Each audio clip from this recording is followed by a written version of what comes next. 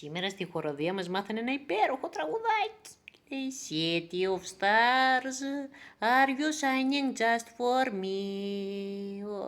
Και είχε και ο μαέστρος είναι καπέλο, του φόραγε στο κεφάλι, του κράταγε στο χέρι του, ξανά στην κεφάλα, ξανά στο χέρι του πέταγε ψηλά, του ξανά πιανε.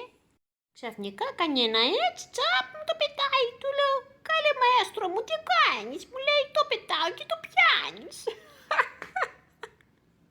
Ξανά μάνα, City of Stars, are you shining just for me? Μου έχει κολλήσει στην καυκάλα, μου δεν λέει να φύγει. Τι ωραίο. Αυτού να λέει του τραγουδάει ένα ωραίο γκουμενάκι, ο Ράγιαν Γκόσλινγκς. Εγώ δεν τον ξέρω, λένε όμως οι άλλοι στο καπί ότι είναι ωραίο γκουμενάκι. Εγώ το μόνο που ξέρω είναι ότι μου αρέσει πάρα πολύ που κάνουμε τα μαθήματα στη χοροδία, περνάμε πολύ ωραία και αυτό βγαίνει προς τα έξω.